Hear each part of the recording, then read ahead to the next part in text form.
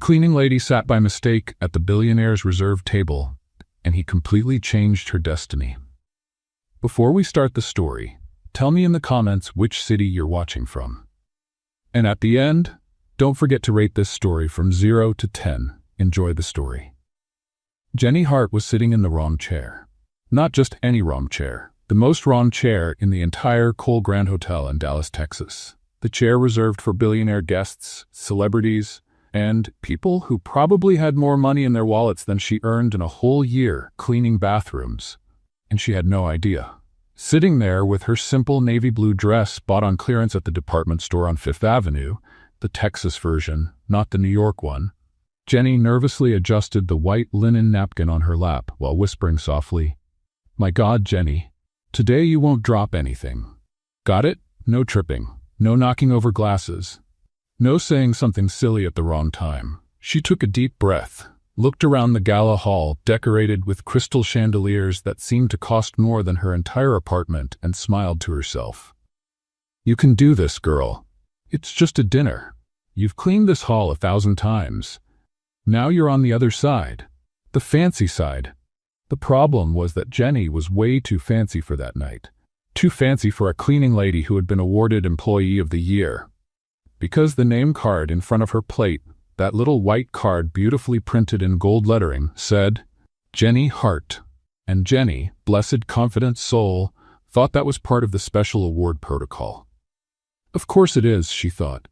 Employee of the Year gets special attention. They even put my name at the main table. What an honor.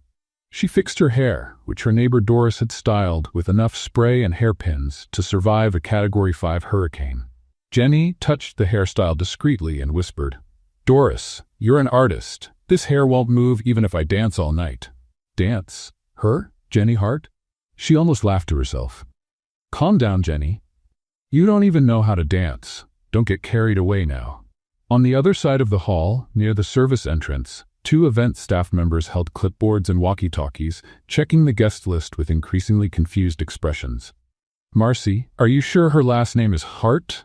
asked the younger one, a girl in her early 20s named Tina, with a headset hanging around her neck. Marcy, the hotel's event supervisor, frowned as she slid her finger down the printed list. Hart. Oh yes, Jenny Hart, Employee of the Year. She should be at table 12 near the kitchen, but her name is at table 1, Tina pointed with her pen, almost panicking. At the main table, the owner's table. Marcy's face lost all its color. What? I know. I also thought it was strange, but the card was already there when we set up the tables yesterday. Marcy turned the clipboard upside down, then sideways, as if that would reveal some magical answer. Wait. She took a deep breath. Wait. Tina, tell me something. Who was Mr. Cole's VIP guest today? Tina checked the second page. Jenny Harper, digital influencer, 2 million followers, his personal guest. And did she confirm? No, she canceled yesterday morning. Marcy closed her eyes. Oh my God, what happened? Tina. Marcy grabbed her shoulder with the strength of someone about to faint. We put Jenny Hart in the place of Jenny Harper. Silence. Tina's eyes widened. No. Yes. No. Yes. But how? The names are similar. Hart Harper. Someone typed it wrong. And now the cleaning lady is sitting in the seat meant for the millionaire influencer at the table of the hotel chain's owner. Tina dropped the clipboard on the floor. Meanwhile, Jenny was living the best moment of her life. She looked at the empty plate in front of her, that porcelain plate so fine she could see the shadow of her fingers behind it, and thought about how surprising life could be. Yesterday I was cleaning this hall on my knees, she whispered to herself, smiling. Today I'm sitting here like someone important. Employee of the Year is serious stuff. She picked up the crystal water glass and watched the chandelier light pass through the liquid. Jenny, don't let this glass slip. Hold it tight. Tight. That's it. Good girl. That's when she noticed someone had just sat down next to her. A tall man wearing a perfect black suit, a dark gray tie that fit flawlessly, and hair styled back with natural elegance. He had that kind of presence that made the air around him feel heavier, in a good way. Jenny turned her head and almost choked on her own saliva. My God, where did this man come from? A magazine? He looked at her with a faint smile at the corner of his mouth, as if waiting for her to say something. Jenny blinked 3 times, Say something, Jenny. Say anything. Hi, she blurted out, way too fast, almost shouting. The man raised an eyebrow, amused. Good evening, Jenny answered, adjusting the napkin on her lap for the fourth time. Sorry, I didn't see you sit down. Are you like a ninja? Because you appeared out of nowhere. He let out a low, soft, genuine laugh. Not exactly.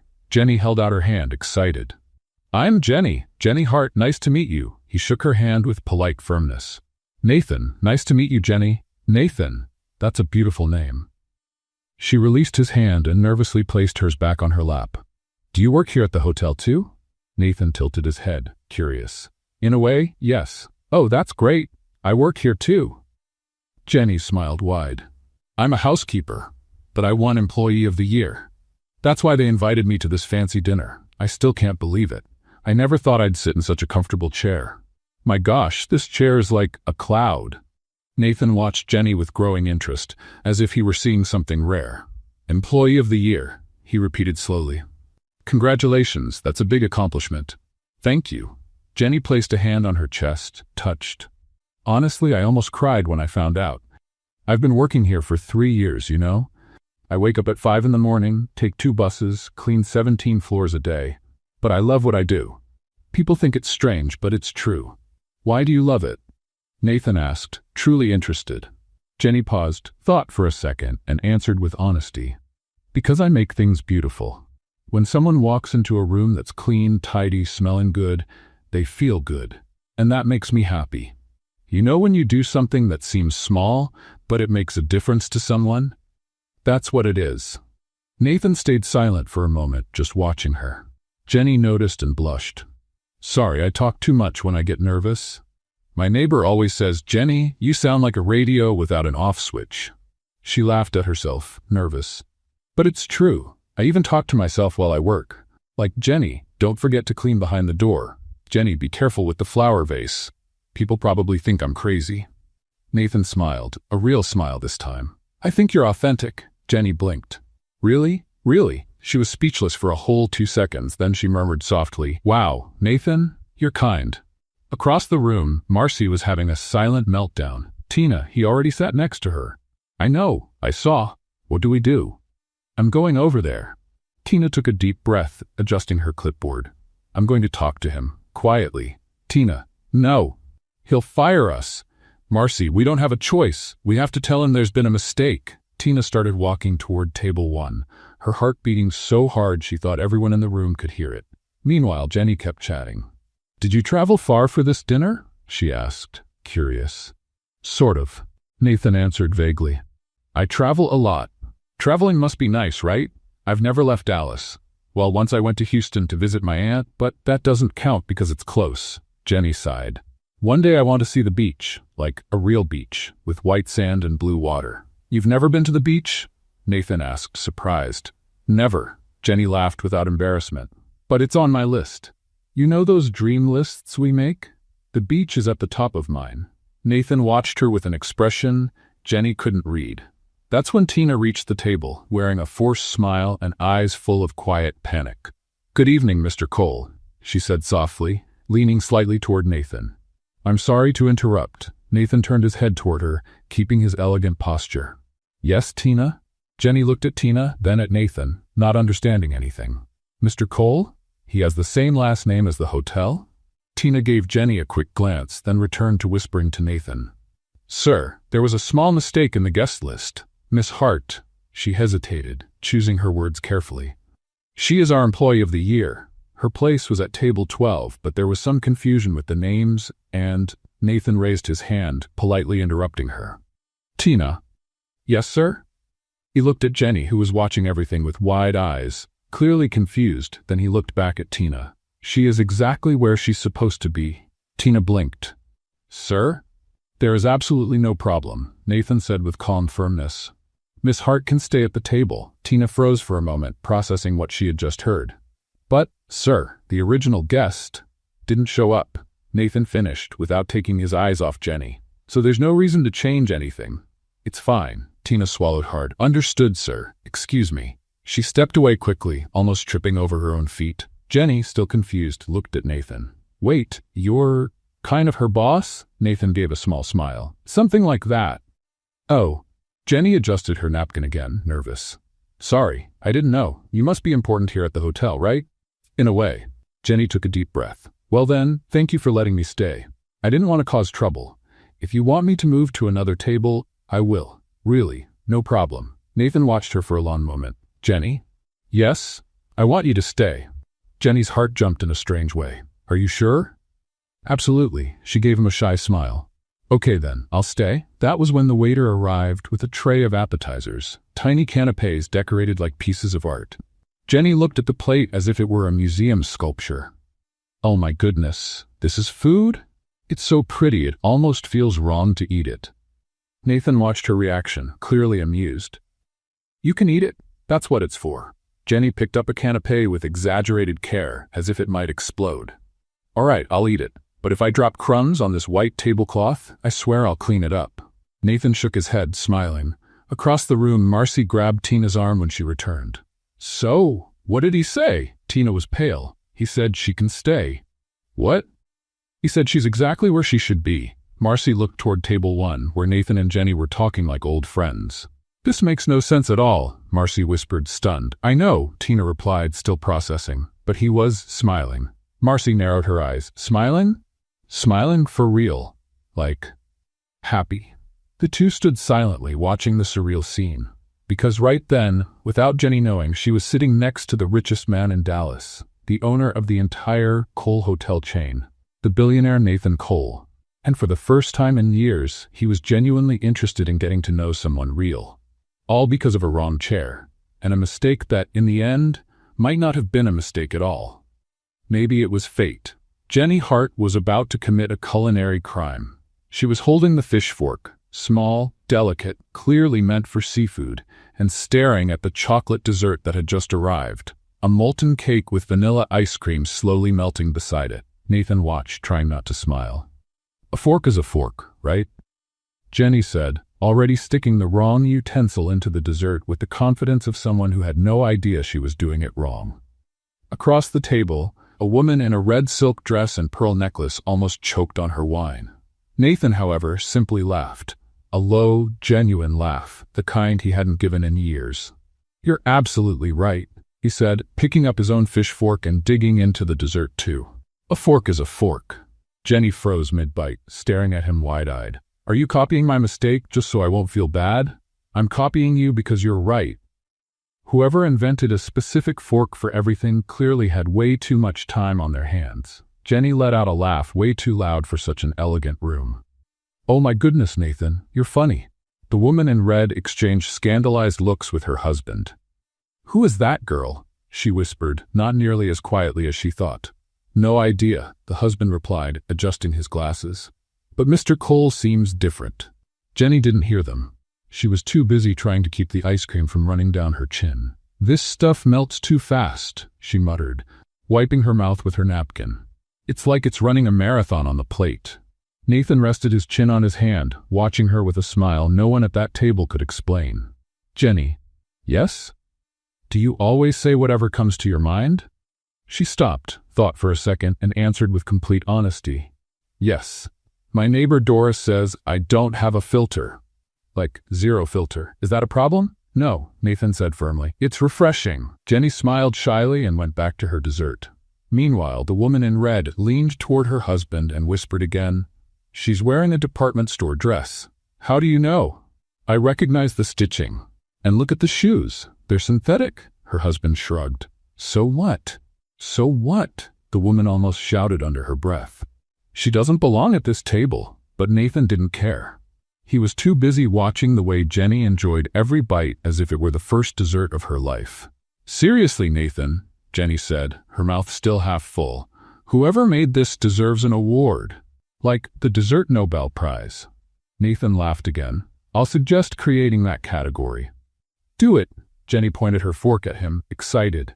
And invite me to the ceremony. I'll wear a fancy dress and everything. She stopped, looked down at her simple navy blue dress, and corrected herself. I mean, fancier than this one. Not that this is bad. I got it on clearance, but it's new, almost new, like 90% new. Nathan shook his head, smiling. You're amazing. Jenny almost dropped her water glass. Me? Amazing? Nathan, did you hit your head? No. Are you sure? Because I'm clumsy, I talk too much, I use the wrong fork. And that's exactly why you're amazing. Jenny went silent, just looking at him with an expression that mixed confusion and something dangerously close to hope. Around the table, the other guests continued watching with barely hidden discomfort. A man in a light gray suit and burgundy tie cleared his throat loudly, trying to get Nathan's attention. Mr. Cole, about tomorrow's meeting. Nathan raised his hand politely, interrupting. Tomorrow, Robert. Tonight I'm busy. Robert blinked, confused. Busy? Having dinner? Exactly. Jenny bit her lip, trying not to laugh at the man's expression.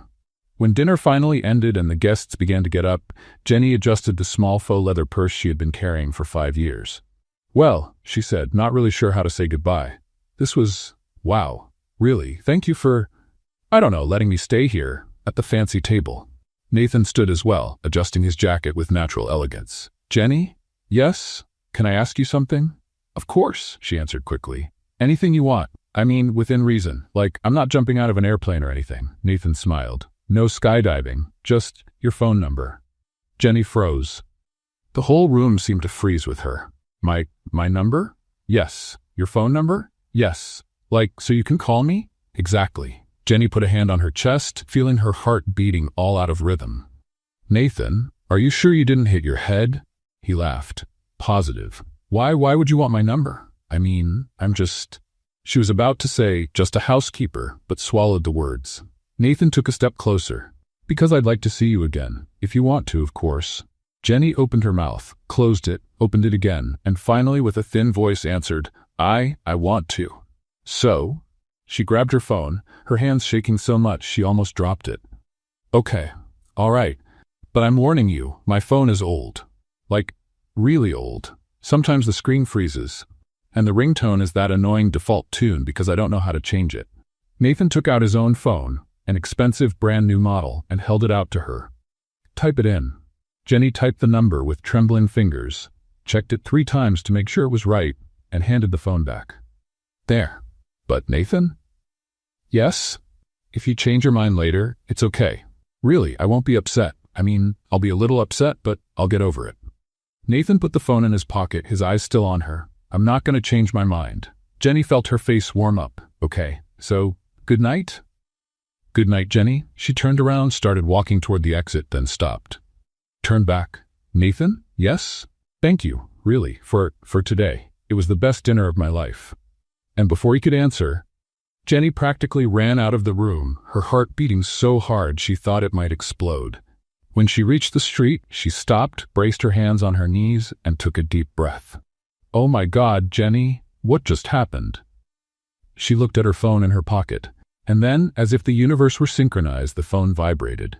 A message from an unknown number. It was the best dinner of my life, too. Sleep well, Jenny. Nathan. Jenny held the phone to her chest and let out a muffled squeal of pure happiness. Across the street, a woman looked at her suspiciously. Jenny didn't care, because for the first time in her life she felt like something amazing was about to happen, and she was absolutely right. Jenny Hart could still feel the ghost of Nathan's message burning on her phone screen. It had been the night before. It was the best dinner of my life, too. She had read that sentence about 50 times before falling asleep, and another 20 when she woke up at 5 in the morning to go to work. Now, kneeling in the 12th floor hallway of the Cole Grand Hotel, scrubbing a coffee stain off the beige carpet, Jenny couldn't stop smiling like a fool. Jenny, you're laughing by yourself again, Maria, another housekeeper, said as she walked by with the cleaning cart. I'm not. You are. And you look like someone who just won the lottery. Jenny opened her mouth to deny it, but her phone vibrated in the pocket of her uniform. She didn't even look at it at first. It was probably the phone company offering some internet plan she couldn't afford. But then the phone vibrated again and again. My goodness, who is texting me 3 times in a row? She whispered, dropping the cleaning cloth and grabbing the phone with hands still damp from cleaning solution. When she saw the name on the screen, her heart stopped. Nathan. Jenny let the phone slip right out of her wet fingers. It fell straight into the bucket of soapy water. No. She plunged her hand into the bucket, fished out the dripping phone, and looked at the wet screen, praying it still worked. It did. And the message was still there.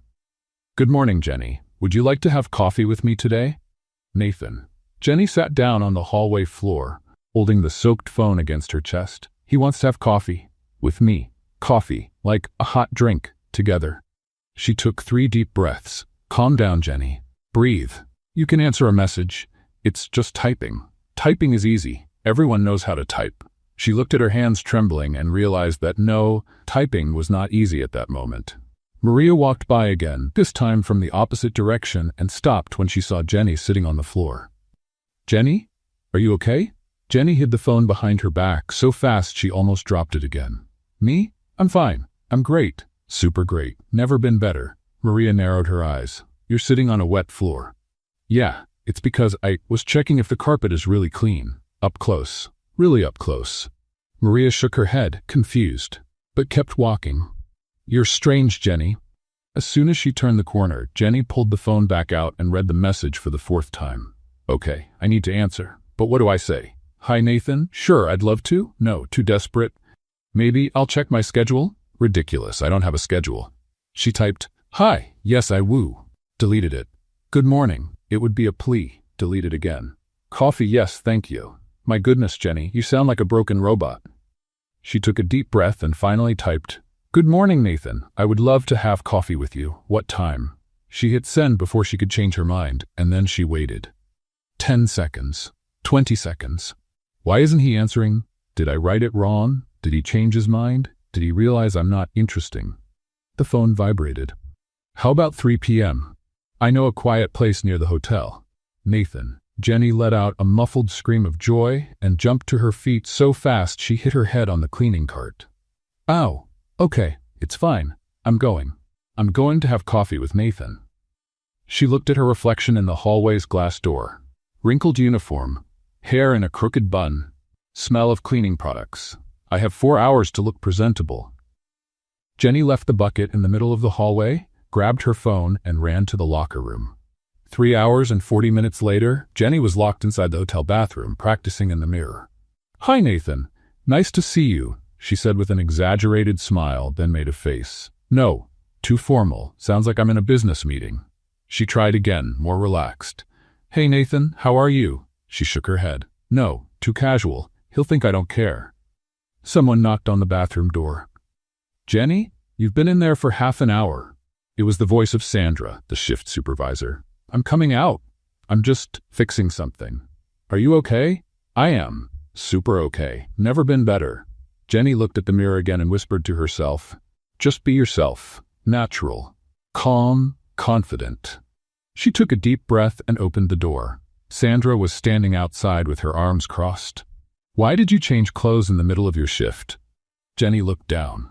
She had put on the only nice blouse she owned, a white button-up shirt she bought for a job interview 3 years ago, and a pair of jeans she hadn't worn in months. "I have an appointment." "What kind of appointment?" "A personal one." Sandra raised an eyebrow. "Jenny Hart, do you have a date?" Jenny turned red. "No, I mean, it's not exactly a date, it's just coffee with a person, who is a man. But it's nothing big." Sandra crossed her arms, smiling. "Who is he?" "No one, I mean, someone, but no one important. I mean, he is important, but like, not in the sense of, you know." Sandra laughed. "You're sweating." "I know." On the other side of the locker room, Maria appeared holding a water bottle. "Jenny, here. You look like you're about to faint." Jenny drank half the bottle in one go. "Thank you. I'm fine. Everything is under control." Maria and Sandra exchanged looks. "Do you want us to help you with anything?" Maria offered. Jenny shook her head. "No, I just need to calm down. And maybe a miracle." She looked at the clock, 2:55. "My God, I'm going to be late." Jenny ran out of the locker room, crossed the service hallway, and almost knocked over a cart full of clean towels on the way. When she finally reached the employee exit, she stopped, fixed her hair for the 10th time, and murmured, "You can do this, Jenny. It's just a coffee. A normal coffee. With an absurdly handsome man who probably earns in 1 hour what you earn in a year. No pressure." She pushed the door and stepped outside, and there he was. Nathan Cole, leaning against a shiny black car, wearing sunglasses and a light blue dress shirt. Looked like he had stepped straight out of a men's fashion magazine. Jenny stopped on the sidewalk, feeling her legs weaken. My God, he's real. He actually came. Nathan took off his sunglasses and smiled when he saw her. Jenny. She opened her mouth to respond, but the only thing that came out was, "Hi." Just that. One pathetic syllable. Nathan walked toward her. You look beautiful. Jenny looked at her own clothes. The wrinkled shirt, the faded jeans, the white sneakers she had washed 3 times but still had a stubborn stain on the right side. I'm a mess, but thank you. He smiled. Ready for coffee? Jenny took a deep breath. Ready. But when she took the first step, she tripped on her own shadow and almost fell face first on the ground. Nathan grabbed her arm at the last second.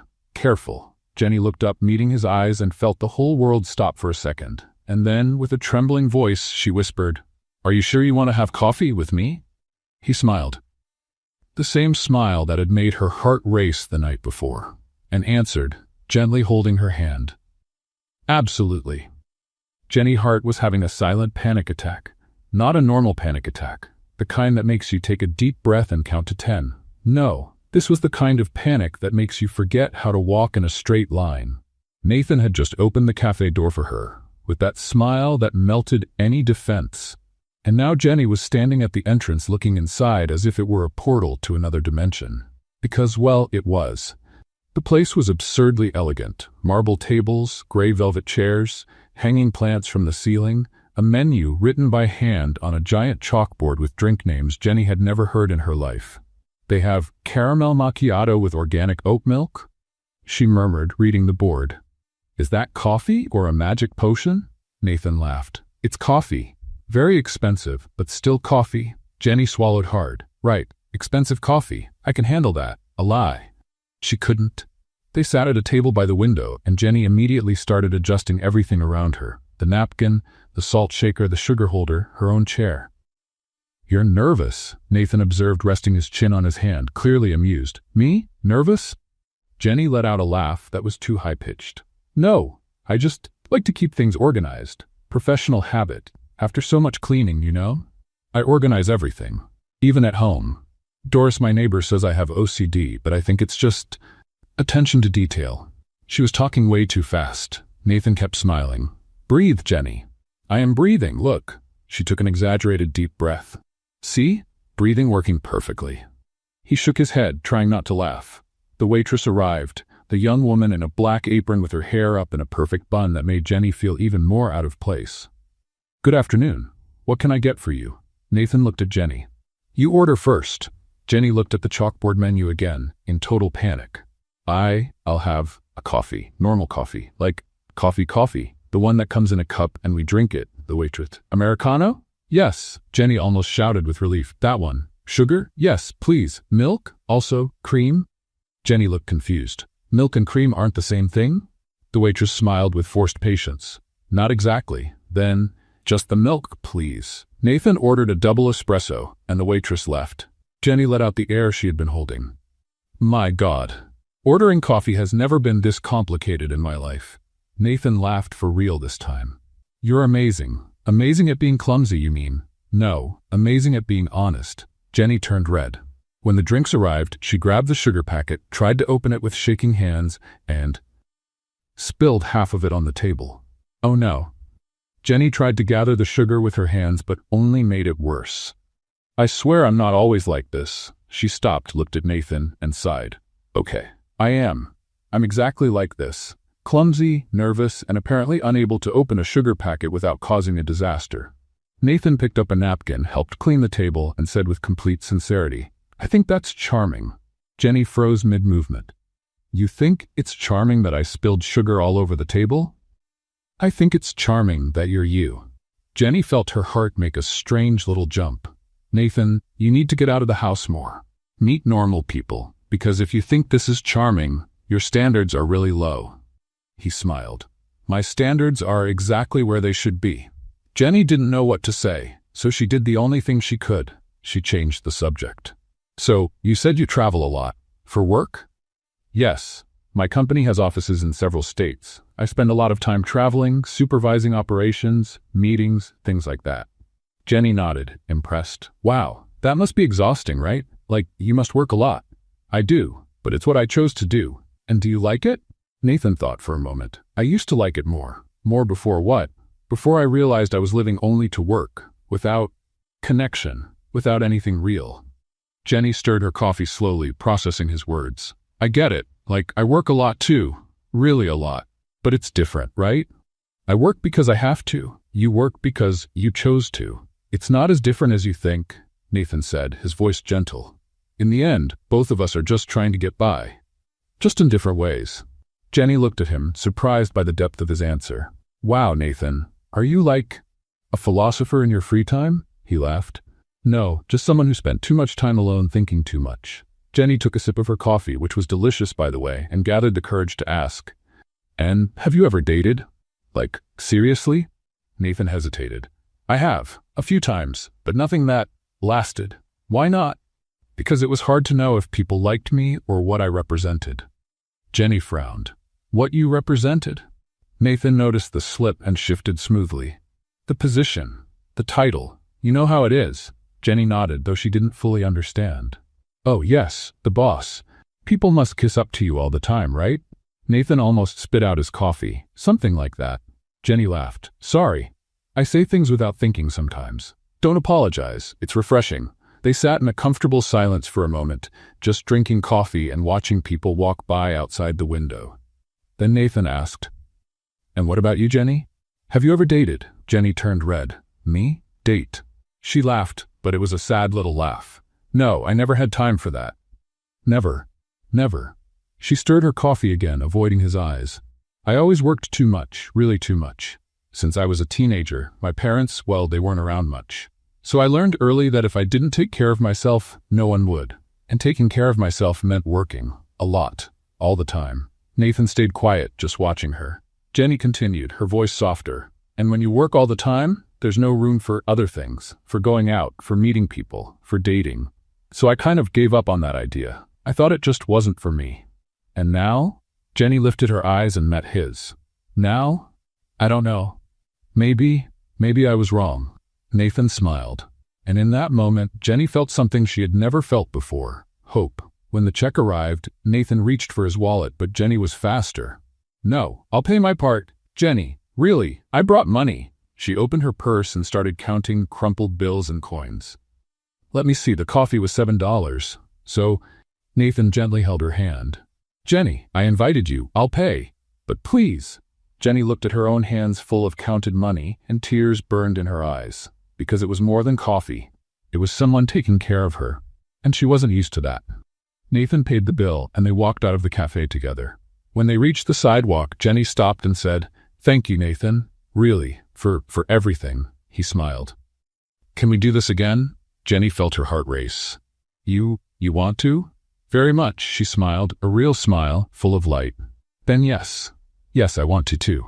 Nathan stepped a little closer and asked softly, Can I walk you home? Jenny was about to say yes, but then she heard a familiar voice shouting from across the street. Jenny Hart, you're dating and you didn't tell me? It was Doris, the neighbor, holding a shopping bag in one hand and a mischievous smile on her face. Jenny closed her eyes. Oh my gosh. She was going to be interrogated for 3 hours the moment she got home. Chapter 5, The Impossible Invitation. Doris was crossing the street with the speed of a guided missile. Jenny saw her neighbor walking toward them and seriously considered pretending to faint. But it was already too late. Doris had that look that meant nobody was escaping without a full explanation. Hi, Doris, Jenny said with a forced smile. What a surprise seeing you here. In the middle of the street, yelling. Doris stopped in front of them, out of breath, holding her shopping bag with one hand and pointing at Nathan with the other. Who is this? This is Nathan, Jenny said, nervous. Nathan, this is Doris, my neighbor, and apparently my worst nightmare at the moment. Nathan held out his hand, polite. Nice to meet you, Mrs. Doris. Doris shook his hand, but her eyes never left Jenny. Mrs. Doris? This young man has manners. Jenny, where did you find him? I didn't find him anywhere, Doris. We just had coffee. Coffee, Doris repeated, with a mischievous smile. Of course. And you two hold hands when you drink coffee now? Jenny looked down and realized Nathan was still lightly holding her hand. She pulled away so fast she almost lost her balance.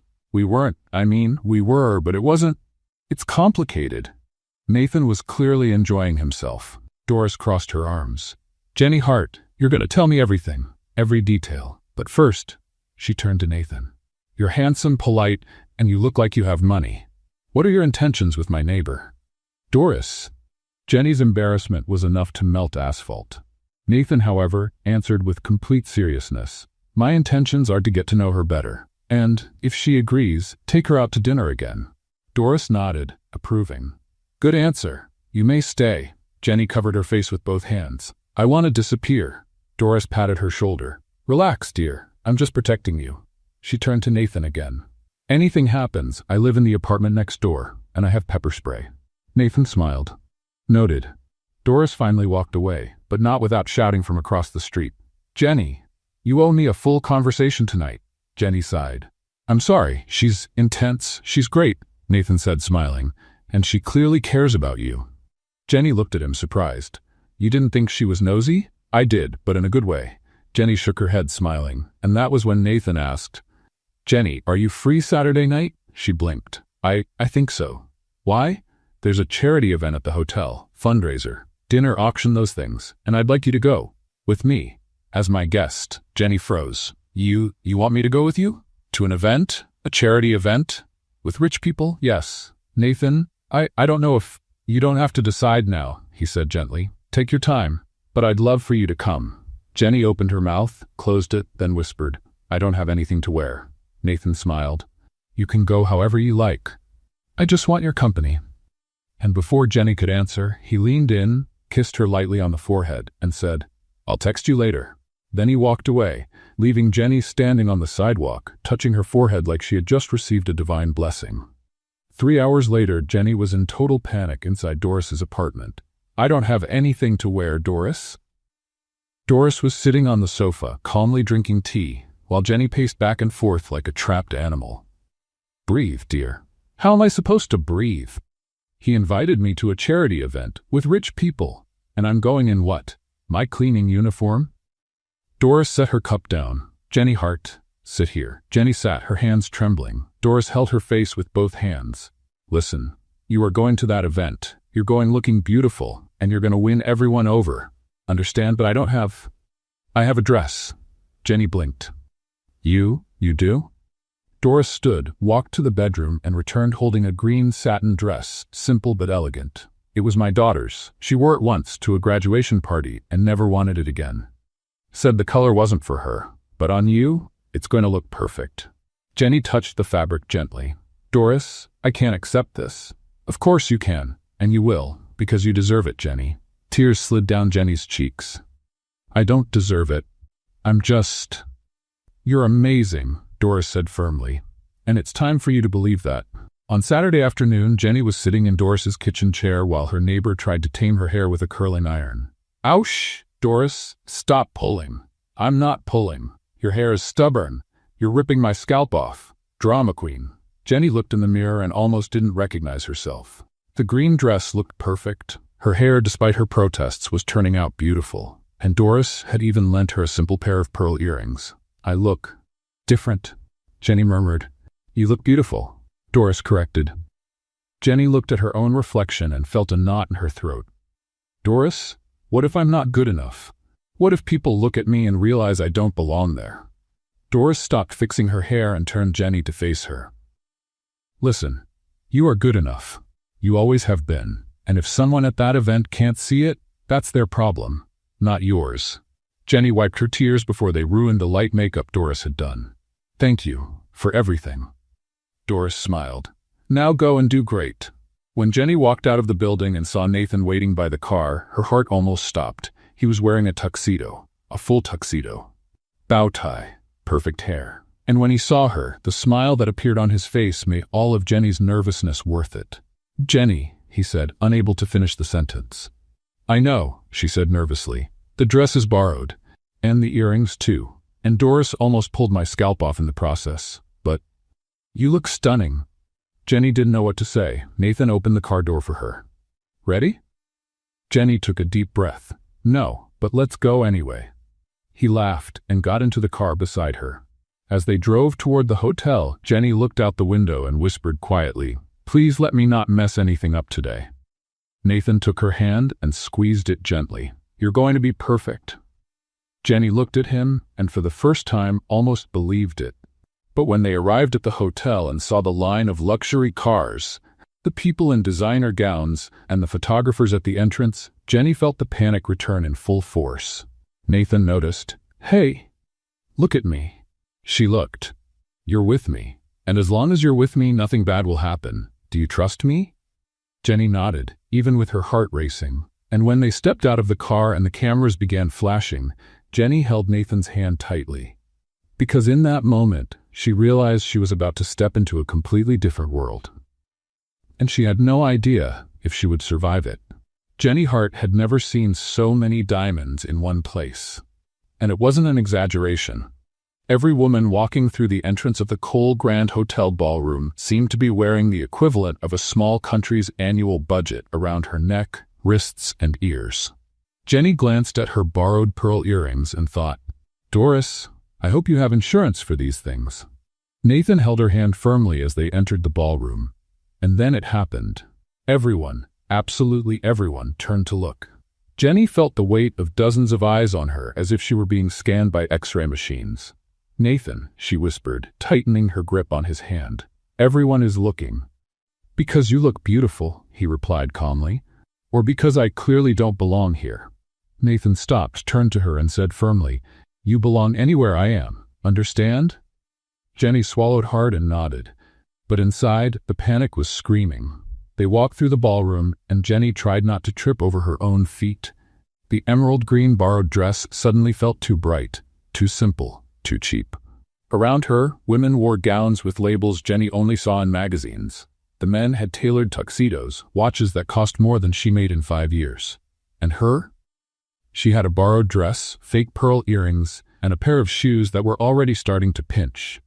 "Breathe, Jenny," she murmured to herself. "You can do this. Just smile, wave, don't say anything silly." Nathan guided her to a table decorated with white flowers and candles, where a few people were already seated. A man with gray hair and a charcoal gray suit stood up immediately. "Nathan, great to see you." "Richard, the pleasure is mine," Nathan said, shaking his hand. "Let me introduce you. This is Jenny Hart."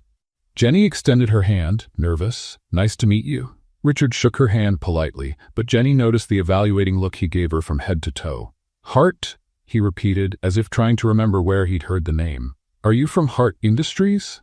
Jenny blinked. "No, I'm from the cleaning industry." Silence. Richard blinked back. "What do you mean?" "I work at the hotel," Jenny explained, trying to keep her smile.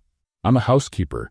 I still am. But today I'm here as a guest." Richard looked at Nathan, clearly confused. Nathan, however, smiled. "Jenny is the employee of the year at the hotel, and someone very special." Jenny felt her face warm up. They sat down, and soon a waiter arrived with a tray of gourmet appetizers, small portions of something Jenny couldn't identify. She picked one up, looked at it closely, and whispered to Nathan, "What is this? It looks like a cracker, but it's not." Nathan held back a laugh. "It's crostini with liver pâté and fig jam." Jenny's eyes widened. Fig jam? On top of liver? Whoever invented this was feeling very inspired. Nathan couldn't hold it in and laughed. "Try it. You'll like it."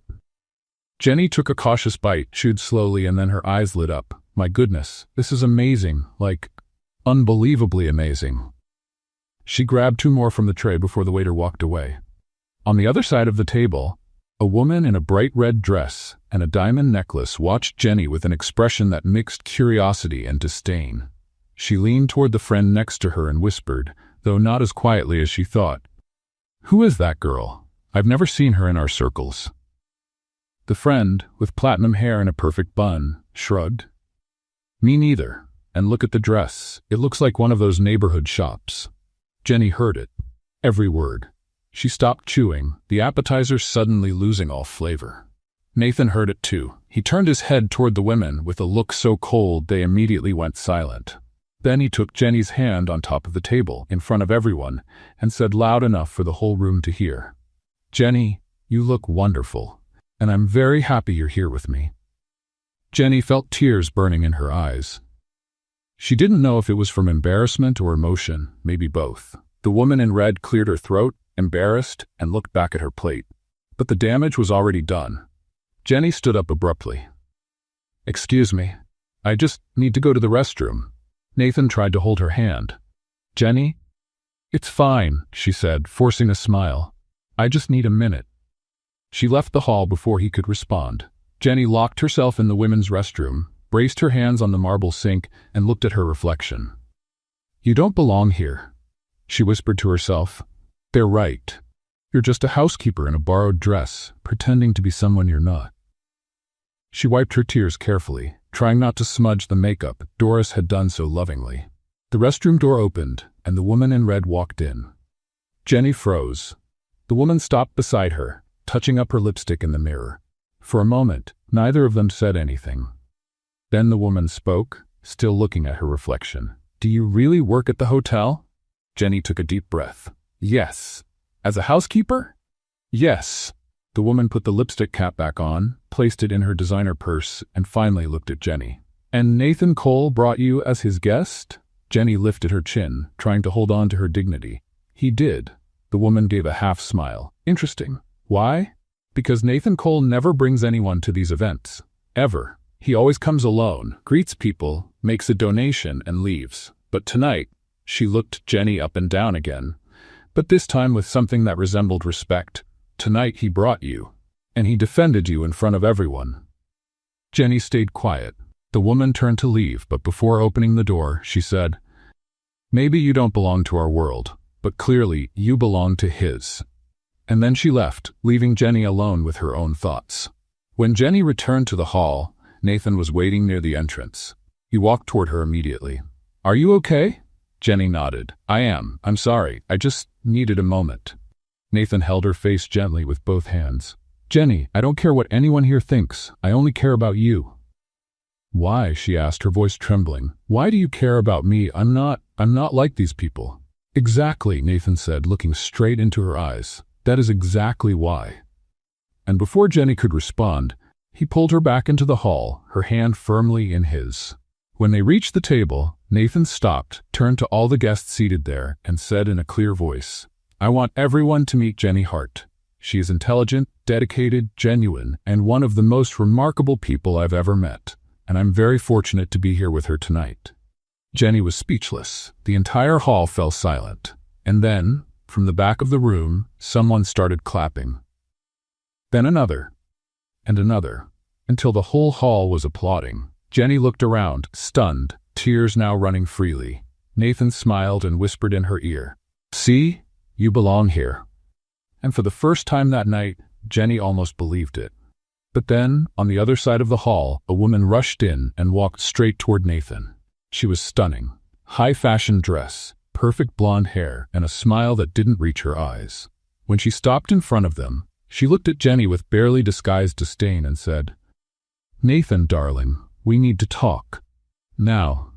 The blonde woman was standing half a meter from Jenny, smelling like expensive perfume and superiority. Nathan gently released Jenny's hand and turned to the newcomer with a polite but distant expression. "Victoria, I didn't know you would be here." Victoria smiled, the kind of smile people give when they want to seem friendly, but are actually calculating how to destroy you. "Surprise," she said, placing her hand on Nathan's arm in a possessive way. "We need to talk about the merger contract. It's urgent." Jenny took a step back, feeling invisible again. Nathan noticed. "Victoria, this can wait until Monday." "No, Nathan, it can't." Victoria finally looked at Jenny, as if only now realizing she existed. "Sorry, dear. Business, you understand." Jenny understood nothing, but she nodded anyway. Nathan hesitated, clearly torn. "Jenny, it's okay," she said, forcing a smile. "Go. I'll wait here." But as Nathan walked away with Victoria, Jenny felt something break inside her chest. She didn't belong there. She was never going to belong there, so she went home. The blonde woman was standing half a meter from Jenny, smelling like expensive perfume and superiority. Nathan gently released Jenny's hand and turned to the newcomer with a polite but distant expression. "Victoria, I didn't know you would be here." Victoria smiled, the kind of smile people give when they want to seem friendly but are actually calculating how to destroy you. Surprise, she said, placing her hand on Nathan's arm in a possessive way. We need to talk about the merger contract. It's urgent. Jenny took a step back, feeling invisible again. Nathan noticed. Victoria, this can wait until Monday. No, Nathan, it can't. Victoria finally looked at Jenny as if only now realizing she existed. Sorry, dear. Business. You understand. Jenny understood nothing, but she nodded anyway. Nathan hesitated, clearly torn. Jenny? It's okay, she said, forcing a smile. Go. I'll wait here. But as Nathan walked away with Victoria, Jenny felt something break inside her chest. She didn't belong there. She was never going to belong. On Monday morning, Jenny was back in her cleaning uniform, pushing the cleaning cart down the 8th-floor hallway. It was as if Saturday's event had been a dream. A beautiful, impossible dream that ended when she woke up. Maria appeared on the other end of the hallway, holding a magazine. Jenny, did you see this? Jenny kept scrubbing the hallway mirror. See what? This? Maria practically shoved the magazine in front of her. It was an issue of Business Elite magazine, and on the cover, wearing a perfect suit and that subtle smile Jenny knew so well, was Nathan. The headline said in huge letters, Nathan Cole, the billionaire CEO who is revolutionizing luxury hospitality. Jenny dropped the cleaning cloth. What? I know, Maria said, excited. He's like super rich. Owner of the whole Cole chain. He has hotels in 10 states. Jenny grabbed the magazine with trembling hands. She looked at the photo of Nathan. Nathan, the guy who paid for her coffee, who held her hand, who defended her in a hall full of rich people. Nathan Cole, CEO, billionaire, owner of the entire chain. Jenny, are you okay? Maria asked, noticing her pale face. Jenny dropped the magazine as if it were burning. I need to go. Go where? But Jenny was already running toward the locker room. She locked herself in the staff bathroom and pulled her phone from her pocket with trembling hands. She typed in the browser, Nathan Cole CEO. The results flooded the screen. Articles, interviews, photos at gala events, lists of the youngest billionaires in the United States. Jenny scrolled, each piece of information hitting like a punch to the stomach. Estimated net worth of $2.3 billion. Harvard graduate. Owner of 47 luxury hotels across the country. Jenny let the phone fall on the floor. Wait, she said out loud, her voice rising. He's the owner? Of the entire hotel? Of the entire chain? She put her hands on her head. My God, I split the coffee bill with a billionaire. She started pacing back and forth in the small bathroom. He saw me cleaning floors. He saw me wearing a wrinkled uniform. He saw me spilling sugar. The more she thought about it, the more reality crushed her. Nathan wasn't just some high-level executive. He was the owner. And her? She was the housekeeper he had met by accident. Her phone rang. Nathan? Jenny looked at the name on the screen, her heart racing, and she didn't answer. The phone rang again and again. Jenny turned it off and shoved it into her pocket. For the next few hours, Jenny became an expert at disappearing. When she saw Nathan entering the elevator, she hid behind her cleaning cart. When he walked down the hallway, she slipped quickly into an empty room. When he texted her, she pretended her phone had no battery. Sandra, the supervisor, noticed. Jenny, you're acting strange today. No, I'm not. Yes, you are. You hid inside a broom closet when Mr. Cole walked by. I was looking for a cleaning product. For 15 minutes, Jenny let out a long sigh. Sandra, please. I just need some space today. Sandra crossed her arms, but didn't push further. When her shift finally ended, Jenny practically ran home. She locked herself in the apartment, threw her purse on the couch, and slid down the wall until she was sitting on the living room floor. And then the tears finally came.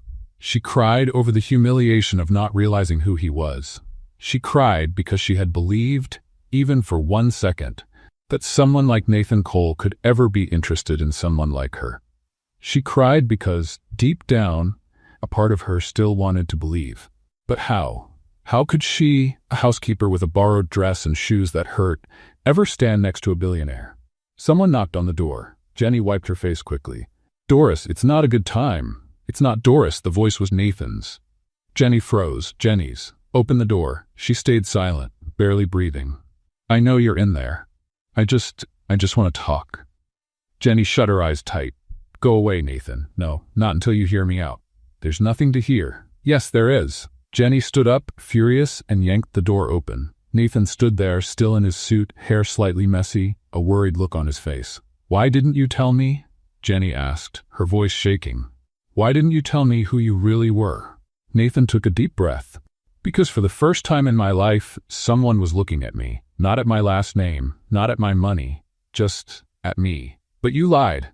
I didn't lie, I just didn't tell you everything. That's the same thing, Nathan. It's not. He stepped closer. Jenny, I didn't tell you because I was afraid. Afraid that if you knew, you'd see me differently. And I was right, because that's exactly what's happening now. Jenny felt the tears returning.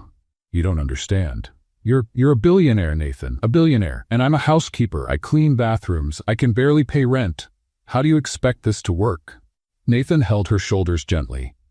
I don't care about that. But I do, Jenny cried, her voice breaking. Because everyone is going to look at me and think I'm with you for money, that I'm trying to take advantage, that I'm not good enough. You are good enough. I'm not. Yes, you are. Silence fell between them, heavy and painful. Jenny wiped her tears with the back of her hand. Nathan, I don't know if I can do this. Do what? This. Us. She pointed between them. Being judged, being stared at, feeling like I don't belong. Nathan cupped her face with both hands, gently lifting her eyes to his. Then let me prove that you belong. Let me show you that what matters is how we feel, not what other people think. Jenny wanted to believe that. God, she wanted to. But the fear was stronger. I need time, she whispered. Nathan nodded, letting her go slowly. All right, take all the time you need. He turned to leave, but before walking away, he looked back and said, But Jenny, I'm not giving up on you. Then he left, and Jenny stood in the doorway, her heart breaking into pieces. Because for the first time in her life, she had found someone who made her want to believe in happy endings. And now she didn't know if she had the courage to fight for one. Jenny Hart was on day 3 of her self-imposed romantic mourning. She hadn't left the apartment. She hadn't answered the phone. She hadn't even changed out of her pajamas, a faded pink unicorn set she got in a Secret Santa exchange 5 years ago. The couch now had a permanent Jenny-shaped dent. 47 unread messages from Nathan, 17 missed calls, and a Jenny completely frozen by fear. Boom, boom, boom. Someone was pounding on the door like they planned to break it down. Jenny Hart, I know you're in there. It was Doris. Of course it was. Jenny pulled the blanket over her head. Go away, Doris. No way. The door opened because, of course, Doris had a spare key. She walked into the apartment like a 65-year-old hurricane wearing a floral robe and fuzzy slippers. Good heavens. Doris looked around, horrified. Jenny, this place looks like the end of the world. There are 3 empty pizza boxes on the table. I was hungry, Jenny muttered from under the blanket. Get up. Get up. I don't want to. Doris walked to the kitchen, grabbed a glass of water, came back to the living room, and threw the whole thing on Jenny.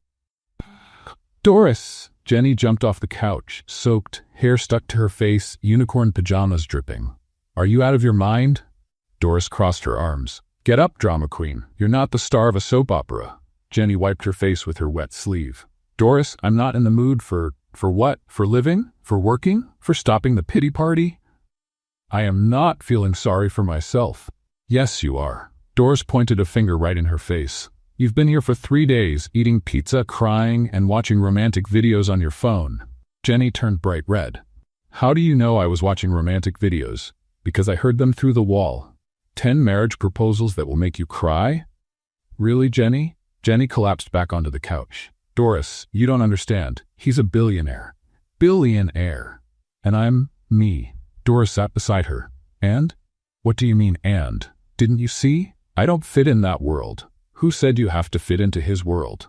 Doris held Jenny's face in both hands. Maybe he needs to fit into yours. Jenny felt tears coming back.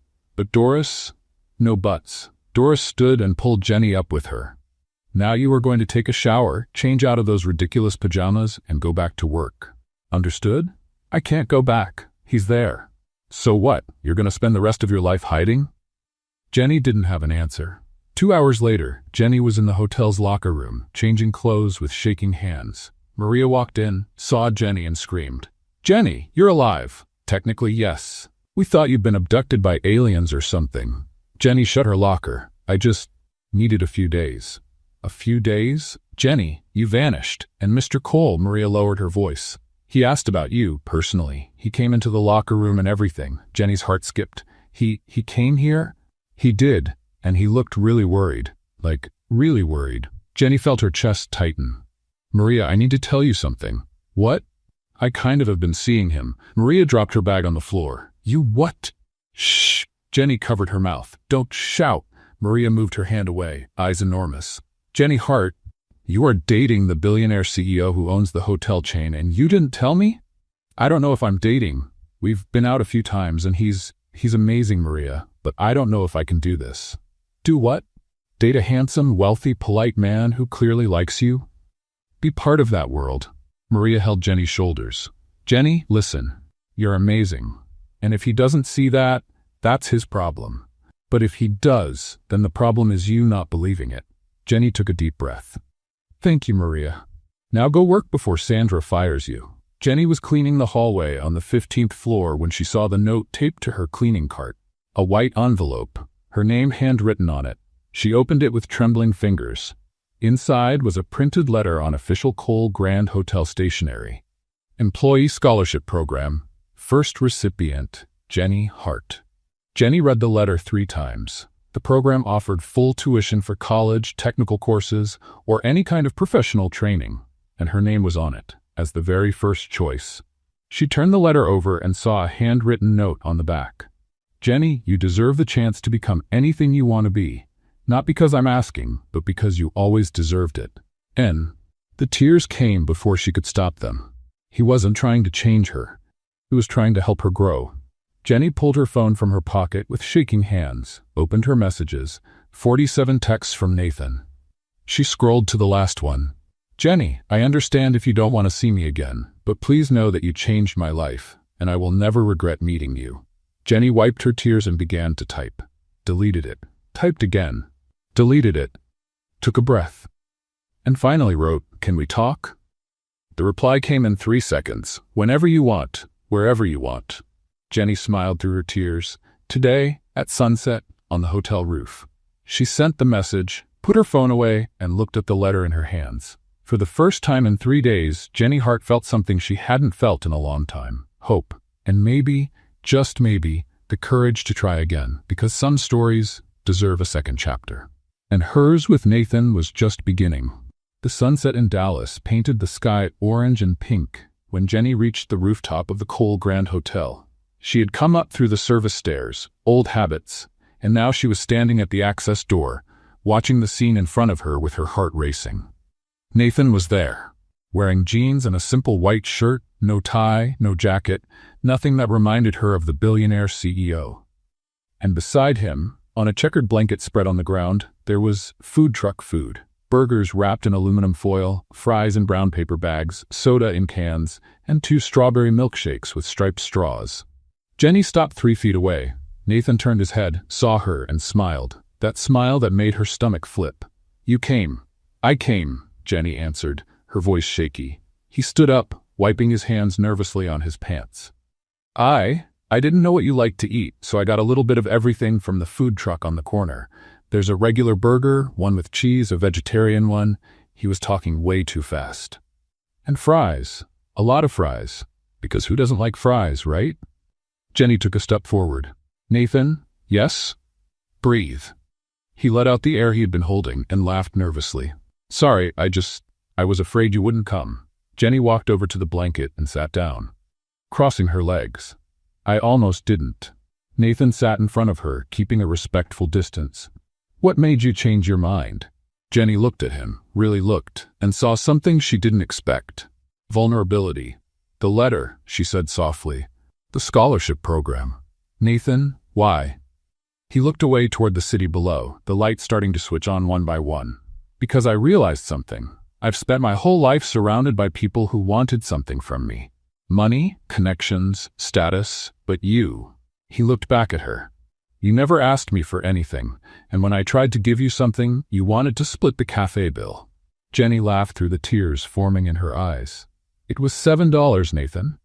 I know, and it was the nicest gesture anyone has ever made for me. Silence. Nathan picked up one of the burgers and tried to open the aluminum foil, but he was so nervous he pulled too hard.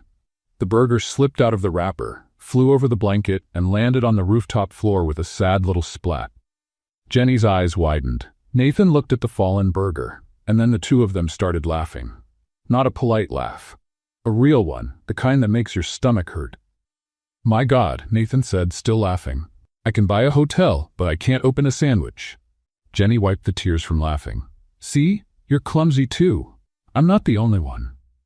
"You rubbed off on me," he said, grabbing another burger, this time with exaggerated care. "Before I met you, I never dropped anything." "Liar, really."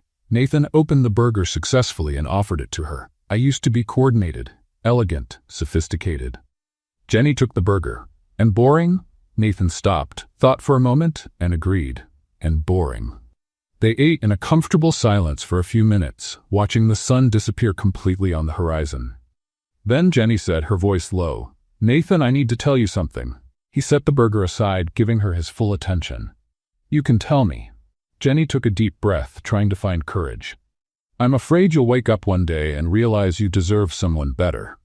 The words came out fast, desperate, honest. Someone prettier, someone more educated, someone more on your level. And that you'll look at me and think, "What was I doing?" Nathan stayed quiet for a long moment. Jenny continued, tears now streaming. "I can't walk in high heels without tripping. I don't know which fork to use. I talk to myself. I drop things. I live in a tiny apartment that shares a wall with Doris." Jenny? She stopped, looking at him through the tears. Nathan leaned closer and gently wiped her face. "Do you want to know what my fear is?" She nodded, unable to speak. "I'm afraid you'll never believe you're amazing." Jenny sniffled. "Nathan? I've spent my whole life at fancy events, surrounded by people on my level. Do you know what I felt? Nothing. Absolutely nothing."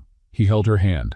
"But when you spilled sugar on the cafe table, when you mixed up the fish fork, when you talked to yourself thinking no one was listening, I felt something I had never felt before." "What?"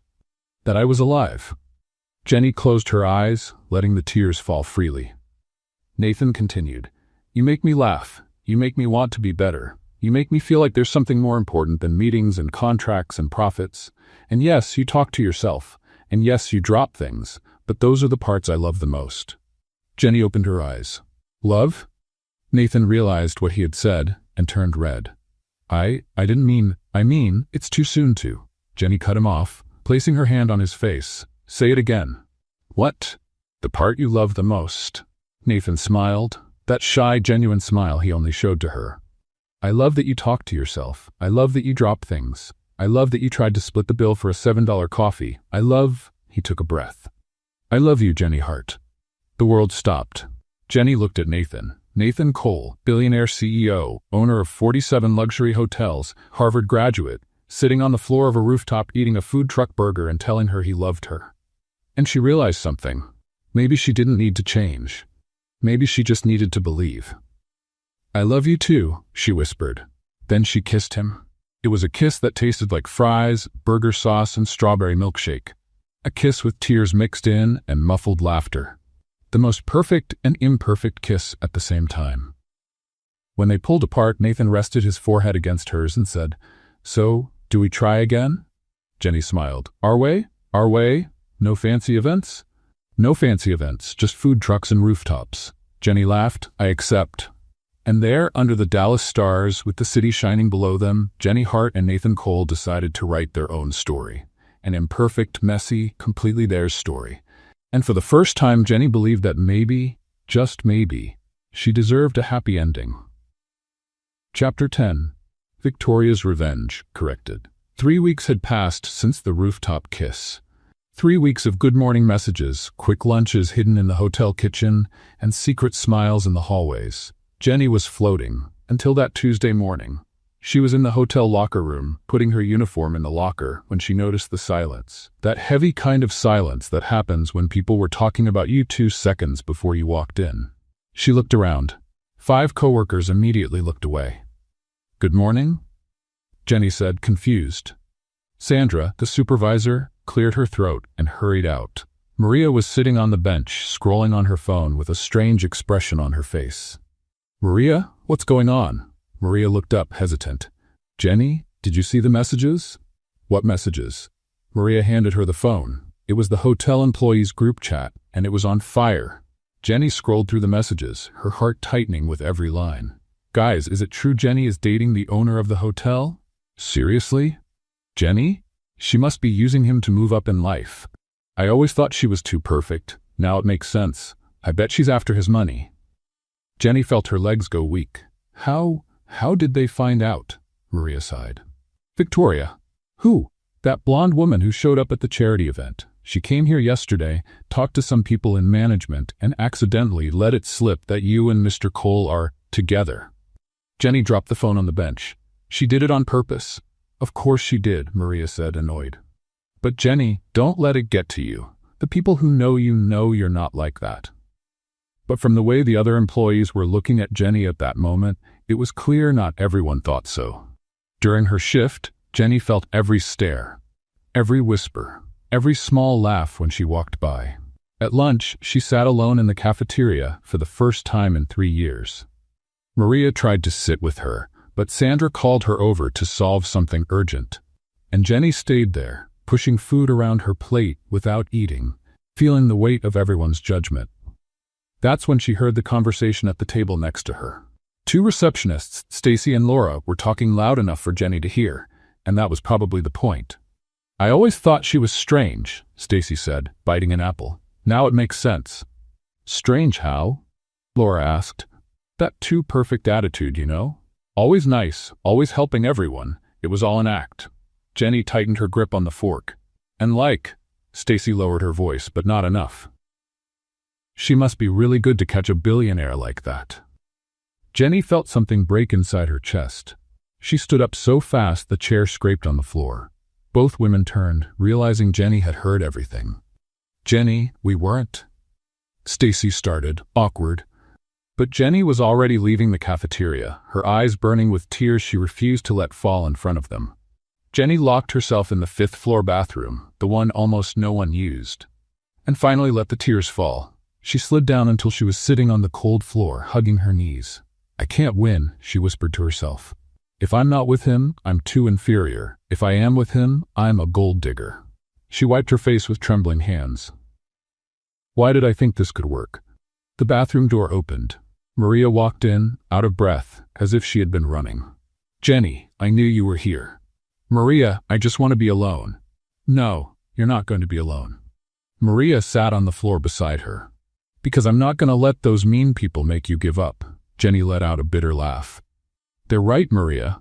I don't belong in that world. And so what? Maria turned Jenny's face toward her. Who said you have to belong?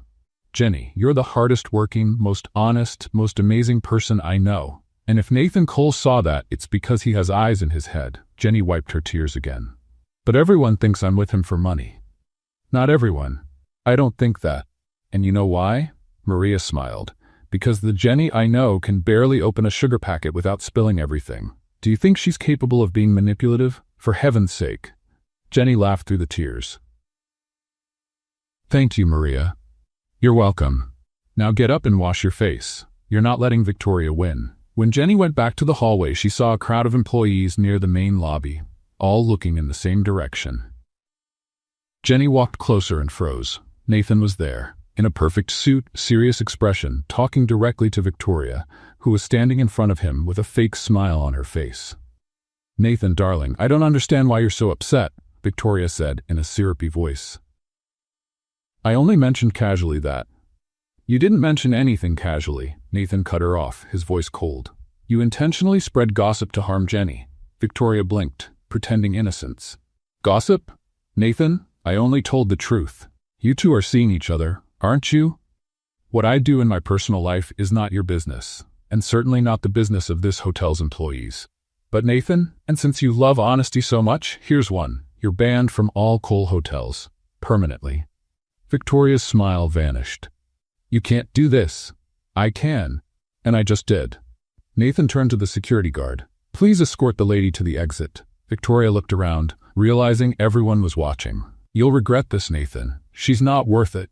Nathan stepped toward her, his eyes showing controlled anger. She's worth more than you'll ever understand. And then he turned his back to Victoria and walked straight toward Jenny. The entire hallway went silent. Nathan stopped in front of her, his expression softening instantly. "Are you okay?" Jenny nodded, unable to speak. Nathan looked around at all the employees watching, and then he did something no one expected. He took Jenny's hand, in front of everyone. "I want everyone to know," he said, loud enough for the whole hallway to hear. "Jenny is not with me for money. She's not with me for status. She's with me because, against all odds, she decided to give me a chance. And I'm the luckiest man in the world because of that." Jenny felt her tears return, but this time they were different. Nathan looked at her and whispered, "I love you, and I don't care who knows it."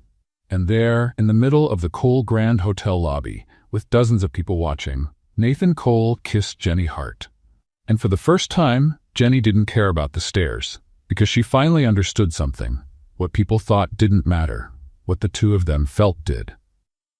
And that was all she needed to know. The kiss in the hotel lobby had happened 2 weeks ago. 2 weeks of loving looks, dinners at food trucks, and Nathan discovering he could be happy eating hamburgers while sitting on the curb.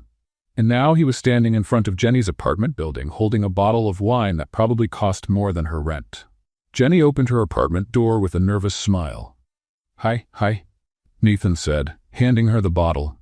"I brought wine. Or is that too formal for pasta?" Jenny took the bottle and read the label.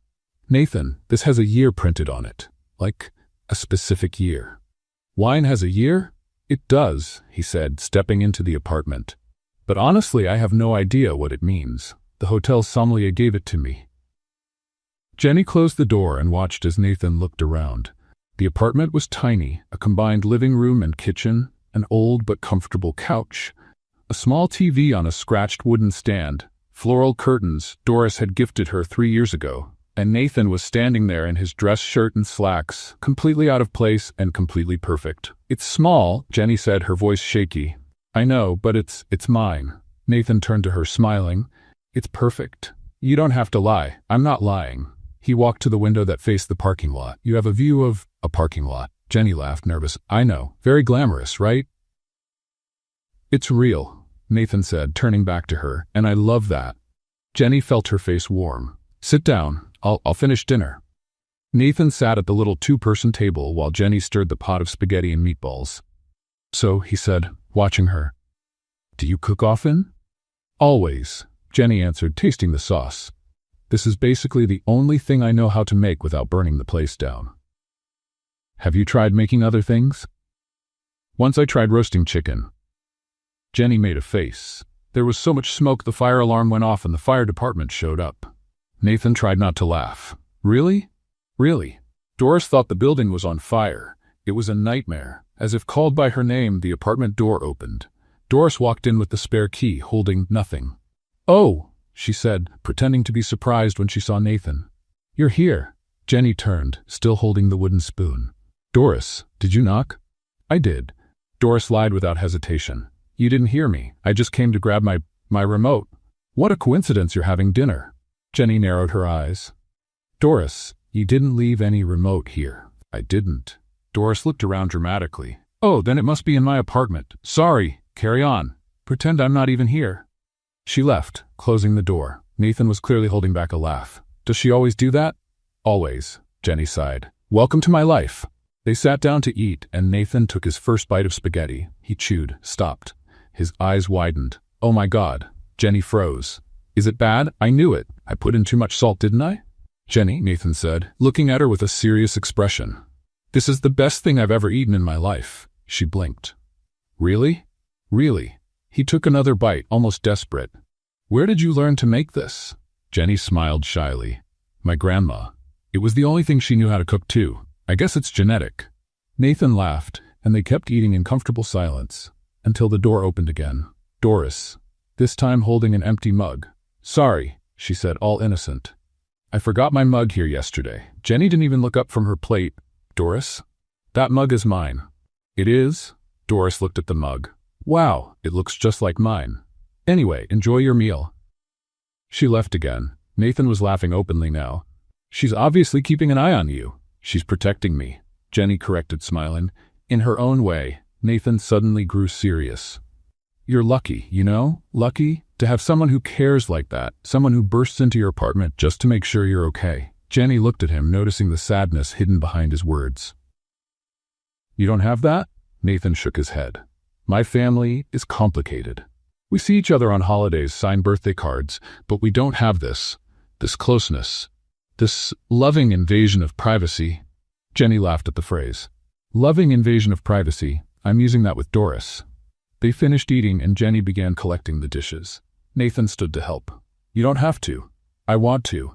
They washed the dishes together, side by side at the tiny sink, their arms brushing as they moved, and Nathan realized something. He had never washed dishes in his life. He always had staff for that. But here, with his hands in warm soapy water, listening to Jenny hum softly, he felt something he had never felt before. Peace. Jenny, he said quietly. Yes, this is the first place where I've ever truly felt at home. Jenny stopped, holding a plate, and turned to him. Nathan. No, let me say it. He dried his hands and held her shoulders. I've spent my whole life in mansions, luxury hotels, huge empty places, and I never felt at home. But here, he looked around the small apartment. Here I feel like I can breathe. Tears began rolling down Jenny's face. I was always embarrassed about where I live. The size, how simple it is, not having anything nice to show. Jenny, Nathan wiped her tears. This is the most beautiful place I've ever seen, because it's yours, because it's real, because it's... The door opened for the third time. Doris, holding a plant. I forgot my fern. Jenny and Nathan turned at the same time. Doris, Jenny yelled, laughing. That plant is mine. Doris looked at the plant, then at both of them, and finally had the decency to look embarrassed. Fine, fine. I admit it, I had my eye on it. We noticed, Nathan said, smiling. Doris crossed her arms, giving Nathan that protective grandmother look. So? Your intentions are still good, Doris? Jenny covered her face with both hands, but Nathan answered seriously. My intentions are to love her, just the way she is, in her world. Doris studied him for a long moment, then she smiled. Good answer, kid. You can stay. She finally left, for real this time. Later that night, after Jenny fell asleep on the couch watching TV, Nathan stepped out onto the apartment balcony. He picked up his phone and dialed a number he hadn't called in weeks. Mom? He said when Eleanor answered. Nathan, what a surprise. Is everything all right? It is. Better than all right, actually. He looked through the window, seeing Jenny sleeping peacefully. I met someone. There was a pause. Someone special? Very special. Nathan smiled. Her name is Jenny. She works at the hotel. She's a cleaner, and Mom, she's incredible. Tell me about her, Eleanor said, and he could hear a smile in her voice. She talks to herself, drops things, lives in a tiny apartment, and today, he let out a quiet laugh. Today I washed dishes for the first time in my life. You what? I know. Sounds silly. But it was perfect. She makes me feel normal, Mom. Not the CEO, not the billionaire, just Nathan. Eleanor was silent for a moment. She sounds wonderful. She is, and I think, Nathan took a deep breath. I think I'm in love. Then I need to meet her. Nathan smiled. You'll love her. Everyone does. When can I meet this special girl? Soon. I promise. They talked for a few more minutes, and when Nathan hung up, he walked back inside. Jenny had woken up and was rubbing her eyes. Who were you talking to? My mom, Nathan said, sitting beside her. Really? Jenny suddenly looked nervous. What did you tell her? That I met someone amazing, and that I washed dishes today. Jenny laughed. You told your mom you washed dishes? I did. It was an important achievement. Jenny rested her head on his shoulder. You're crazy. I am, but you like me that way. I do, she admitted, smiling. And there, in that tiny apartment with Doris probably listening through the wall, Nathan realized he had finally found what he'd been searching for. A home, not a place, a person. 2 weeks later, Nathan's phone rang while he was in a meeting. It was his mother. Mom, I'm in the middle of... Nathan, I'm in Dallas, at the hotel. I want to meet Jenny. Nathan froze. Tonight? Now? Now. Bring her, please. Nathan hung up and immediately called Jenny. Jenny, can you come to the hotel? Why? Did something happen? Nathan hesitated. My mom is here, and she wants to meet you. Now. On the other end, he heard Jenny choke. Now! Nathan, I'm in my uniform! I smell like cleaning products. She won't care. I care! Nathan smiled despite the nerves. Jenny, breathe. I'll pick you up in 20 minutes, okay? Silence. Then, okay. But if she hates me, it's your fault. She won't hate you, she'll love you. Everyone does, and he was right. Jenny hung up and stood frozen in the 12th floor hallway, clutching her mop like it was a lifeline. "Oh my God," she whispered. "His mother is here. Now, and I'm uniform." Maria walked by pushing the cleaning cart and stopped when she saw Jenny's expression. "Jenny, are you okay? You look like you've seen a ghost." "Worse," Jenny said, voice thin. "Nathan's mother is at the hotel, and she wants to meet me." "Now." Maria dropped the cart. "Now. Like now. Now. Oh my God." Maria grabbed Jenny's arm. "Run to the locker room. Run." They took off down the hallway, Jenny still clutching the mop. The locker room turned into chaos in seconds. Jenny had thrown her uniform on the floor and was digging through her locker in panic. "I don't have anything decent," she yelled. Maria was beside her, trying to help. "Calm down. You have that blue blouse. It's wrinkled." "So what? It's better than a uniform." Sandra, the supervisor, walked into the locker room and stopped when she saw the scene. "What's going on here?" "Mr. Cole's mother is at the hotel and wants to meet Jenny now," Maria explained. Sandra's eyes widened. "Eleanor Cole? Here?" "Yes," Jenny shouted, pulling on a plain white t-shirt and a pair of jeans. "And I'm going to meet her like this, in my after-work clothes." Maria grabbed a comb. "At least let me fix your hair." "Ow, stop pulling. Beauty hurts, sweetheart." Sandra came back with a pair of flats from Lost and Found. "Here, better than work sneakers." Jenny slipped them on quickly. Maria found a lipstick in her bag and applied it to Jenny's lips. "There, you look presentable." Jenny looked in the mirror. A plain white t-shirt, jeans, hair minimally fixed, a touch of lipstick. She looked like herself. Simple, real. "I can do this," she whispered. "Of course you can," Maria shouted. "Now go." Jenny took a deep breath and left the locker room. Jenny walked down the service stairs with her legs shaking. When she got close to the lobby, she stopped, leaning against the wall. "Calm down, Jenny," she murmured to herself. "Breathe. You've cleaned this hotel's floors 1,000 times. You can meet one person, just one person, who happens to be the mother of the man you love, and who is probably rich and sophisticated and will judge you. Oh God, why am I doing this?" "Because you love him." Jenny turned. Nathan was standing there, in a perfect suit but with the most vulnerable expression she had ever seen. "Nathan." He walked up to her and held her hands. "You look beautiful." "I'm wearing a t-shirt and jeans." "And you look beautiful." Jenny looked at him, searching for signs he was lying, but saw only sincerity. "You're nervous," she said, noticing his damp hands. "Very," he admitted. "Because this matters. You matter." Jenny felt tears threatening but blinked fast. "No, don't cry now, Jenny. Maria will kill me if I ruin the lipstick." Nathan laughed and kissed her forehead. "Ready?" "No, but let's go anyway." They walked together toward the lobby, and there she was, Eleanor Cole. Elegant, gray hair perfectly styled, a simple but clearly expensive dress, perfect posture. Jenny looked at her own clothes, a white t-shirt and jeans, and felt a wave of embarrassment. But when Eleanor saw Jenny, her face lit up with a warm smile. Nathan made the introductions. "Mom, this is Jenny. Jenny, my mother, Eleanor Cole." Jenny extended her hand, trying not to shake. "It's a pleasure to meet you, Mrs. Cole. I'm sorry about the clothes. I was working and—" Eleanor ignored the extended hand and pulled Jenny into a tight hug. Jenny froze for a second, then relaxed into the embrace. "So you're the young woman who won my son's heart," Eleanor said, stepping back with a genuine smile. Jenny didn't know what to say. I don't know if I won." "You did," Eleanor laughed. "Nathan called me 2 weeks ago, absolutely delighted, just to tell me he had eaten spaghetti and meatballs at your place, and that he washed dishes for the first time in his life." Nathan covered his face with his hands, mortified. "Mom, please." "Dishes, Jenny," Eleanor went on, her eyes sparkling with amusement. "He was so proud he looked like he had climbed Mount Everest." Jenny laughed, surprised. "It was just spaghetti."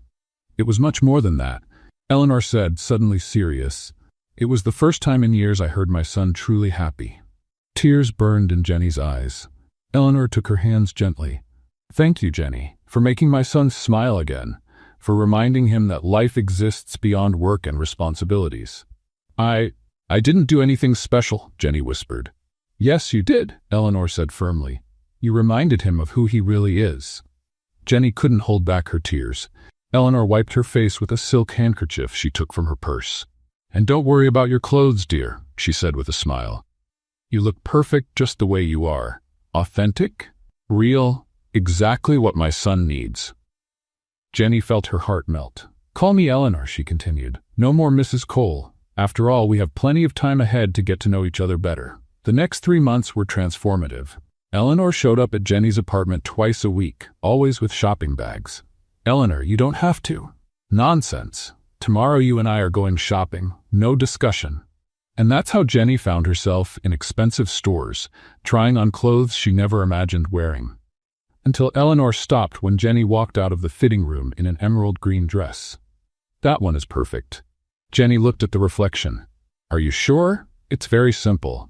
Eleanor stood beside her in the mirror. Jenny, when Nathan told me he was in love, I was afraid. Afraid it might be someone only interested in his money. She held Jenny's hand. But then I met you.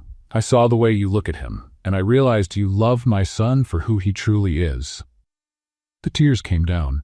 Jenny hugged Eleanor right there. Thank you for accepting me. Thank you for loving my son. Jenny was cleaning the hallway when she received the message. Rooftop. Sunset. I have a surprise. Nathan, very, very nervous, Jenny went up the stairs, her heart racing. When she opened the rooftop door, she stopped. String lights, candles, the checkered blanket, strawberry milkshakes. Nathan was there, nervous, in jeans and a white shirt. Hi. What is all this? Jenny asked, moved. Us. Going back to the beginning, they sat down. Jenny, before I met you, I had everything people think matters, but I was empty. He held her hands. You changed that. You taught me what really matters. Nathan got down on one knee. Jenny covered her mouth. He took out the box. A simple ring. Perfect. Jenny Hart, you changed my whole life. Will you marry me? Silence. Wait, are you really sure? Because I still talk to myself. I drop things. Doris is going to invade our house. Nathan laughed and pulled her into a kiss. Absolutely sure. Then yes, yes. He put the ring on her finger. And in that moment on the rooftop where everything started, Jenny knew. She had found her place. Not in a palace, but in the arms of someone who loved her exactly as she was. 6 months later, Jenny married Nathan in a simple garden. A simple white dress, but with all the delicacy Jenny represented. Doris crying as the maid of honor. Maria throwing rice. Eleanor in the front row, glowing. And Nathan looking at Jenny as if she were his entire universe. When the minister said, "You may kiss the bride," Nathan whispered, "Thank you for sitting in the wrong chair." Jenny smiled through her happy tears. "Thank you for making believe I deserved to be there." And they kissed, under the Dallas sky, a new story beginning. Built on perfect mistakes and true love. The end. If you were in Jenny's place and found out you were dating a billionaire CEO without knowing it, would you run away in fear or jump into the adventure? Tell us in the comments. We love hearing what you think. On a scale from 0 to 10, what rating would you give this story? Don't forget to subscribe to the channel and turn on notifications to get more emotional stories like this. See you next time.